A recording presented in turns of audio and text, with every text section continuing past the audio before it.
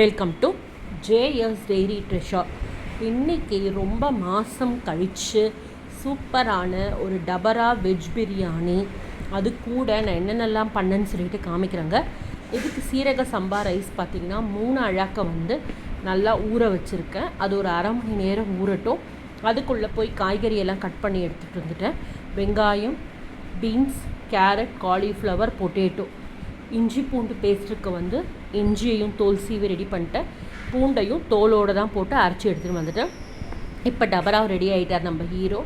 இதில் பட்டர் கொஞ்சம் ஆட் பண்ணியிருக்கேன். ஒரு கரண்டி பார்த்திங்கன்னா குக்கிங் ஆயிலும் ஆட் பண்ணியிருக்கேன். இது ரெண்டும் நல்லா சூடாகட்டும். அதுக்குள்ளே மசாலா பொருட்கள் பட்டை, லவங்கம், சோம்பு, சீரகம், பிரியாணி இலை எல்லாத்தையுமே ரெடி பண்ணிட்டேன். இப்போ சூப்பராக சூடாயிடுச்சு. கடுகு தாளிச்சிக்கலாம். இப்போ இந்த மசாலா பொருட்களும் நம்ம இதில் போட்டுக்கலாம். இது எல்லாத்தையுமே நல்ல ஃப்ரை கொடுத்துருங்க. சிம்மில் வச்சு ஃப்ரை பண்ணுங்கள், இல்லைன்னா கருகிடும். ஸோ இப்போ வெங்காயத்தையும் அழகாக வதக்கிக்கலாம். வெங்காயம் நல்லா வதங்கட்டும். இஞ்சி பூண்டு பேஸ்ட்டையும் இது கூட ஆட் பண்ணிவிட்டேன். ஸோ இது எல்லாமே வெங்காயம் நல்லா வதங்கினா தான் பிரியாணி சூப்பராக இருக்கும். தக்காளி ஒரு 3 தக்காளியை கட் பண்ணி எடுத்து வச்சுருக்கேன். அதையும் இது கூட போட்டுட்டேன். தக்காளி, வெங்காயம் நல்லா சாஃப்டாகிட்டு வதக்கிற வரைக்கும் வதக்கிக்கோங்க. இப்போது தேவைக்கு ஏற்ப உப்பை போட்டுக்கோங்க. 1 ஸ்பூன் மஞ்சள் பொடி, காரப்பொடி போட்டுக்கோங்க.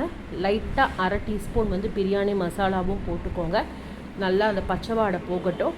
நான் இன்றைக்கி தயிர் போட போகிறதில்ல. லெமன் ஒரு 2 பழத்தை இதில் பிழிஞ்சிருக்கேன். ஸோ இப்போ கொஞ்சமாக நான் 5 அழாக்கு 5 டம்ளர் தண்ணி விடணும். இப்போ அதில் 2 டம்ளர் தண்ணியை மட்டும் இப்போ விட்டுக்கிறேன். ஸோ நல்லா அந்த கொதிக்கட்டும். காயெலாம் கொஞ்சம் வேகும். மூடி போட்டு வச்சிடலாம். இப்போ அதுக்குள்ளே பார்த்திங்கன்னா எனக்கு ரைஸையும் நல்லா வடிகட்டி எடுத்து வச்சுட்டேன். சூப்பராக பாருங்கள், இது நல்லா கொதிச்சிருச்சு. பச்சை வாடெல்லாம் போயிடுச்சு. இந்த ஸ்டேஜில் அரிசியை நம்ம இதில் போட்டுடலாங்க. ஸோ மேலே நான் இன்றைக்கி கொத்தமல்லி தூவிருக்கேன். புதினா இருந்துச்சுன்னா நீங்கள் புதினாவும் போடலாம், நல்லாயிருக்கும். எல்லாத்தையும் ஒன்றா மிக்ஸ் கொடுத்துட்டு பேலன்ஸ் 3 டம்ளர் தண்ணியையும் இதில் விட்டுடலாங்க. விட்டுட்டு சிம்மில் ஒரு 10 நிமிஷம் வச்சுருங்க. இப்போ மேலே வாழை இலை போட்டுட்டு மூடி போட்டுட்டு தம் போட்டு சிம்மில் ஒரு 20 நிமிஷம் வச்சு எடுத்துட்டோம் அப்படின்னா சூப்பரான தம் பிரியாணி ரெடி ஆகிடும். வாழை இலையில் பண்ணால் இன்னும் டேஸ்ட்டாகவும் இருக்கும். இப்போ பாருங்கள் என்னோடய பிரியாணி எவ்வளோ சூப்பராக வெந்திருக்கு அப்படின்னு சொல்லிட்டு. இந்த வாழை இலையில் கொஞ்சம் தண்ணி இருக்கும். ஸோ அதெல்லாமும் உள்ளே போச்சுன்னா ரொம்ப நல்லது. சூப்பரான பிரியாணி ரெடி ஆகிடுச்சு. இப்போ அடுத்தது காலிஃப்ளவர் 65 ரெடி பண்ணிடலாம். காலிஃப்ளவரை எடுத்திருக்கேன். இதை நல்லா பார்த்திங்கன்னா சூப்பராக என் ஸ்டைலில் ஒரு 65 பண்ண போகிறேன். இது நல்லா பூவெல்லாம் அழகாக ஒன்று போல் எடுத்தாச்சு. வெந்நீரில் கல்லுப்பு போட்டு ஒரு 10 நிமிஷம் மட்டும் பாயில் பண்ணி எடுத்துக்கலாம். அப்புறம் வடிகட்டிட்டு மஞ்சப்பொடி, காரப்பொடி, கடலை மாவு, கார்ன்ஃப்ளோர் மாவு போட்டு எல்லாத்தையுமே மேரினேட் பண்ணி ஒரு 1/2 ஹவருக்கு வச்சிட போகிறேன். ஸோ தட் 1/2 ஹவர் கழித்து நம்ம எடுத்து பார்த்தோம் அப்படின்னா இது நல்லா அந்த மசாலா பொருள் எல்லாமே காலிஃப்ளவரில் நல்லா ஊறி இருக்கும். இப்போ எண்ணெயை வச்சிடலாம். எண்ணெய் நல்லா கொதிக்கணும். ஸோ இப்போ மேரினேட் பண்ணதும் ரெடி ஆகிடுச்சு. இப்போ எண்ணெயில் போட்டு காலிஃப்ளவரையும் நல்லா வேக வச்சு போறீங்க. அப்போ தான் சூப்பராக இருக்கும். பிரியாணிக்கு தொட்டுக்கிறதுக்கு குருமா செஞ்சிடலாம். வெங்காயம், பீன்ஸு, கேரட்டு, உருளைக்கிழங்கு எடுத்து வச்சுருக்கேன். குட்டி குட்டியாக கட் பண்ணி எடுத்து வச்சுருக்கேன்.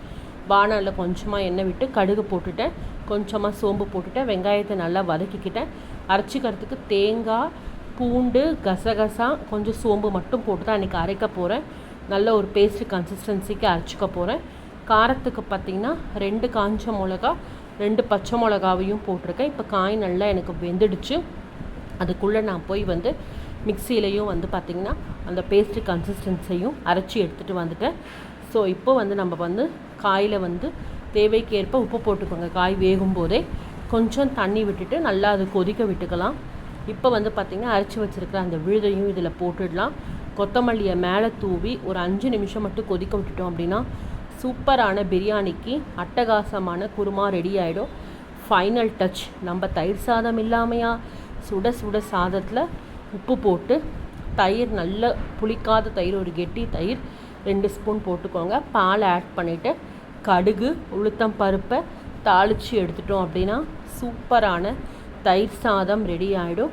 ஒரு பிடிக்கிறதுக்கு ரொம்ப நாளாக ஃபேமிலியோடு எல்லாருமே வெயிட் பண்ணிகிட்ருக்கோம். யாருக்கெல்லாம் இப்படி ஒரு தயிர் சாதம் ரொம்ப பிடிக்கும்னு சொல்லுங்கள்.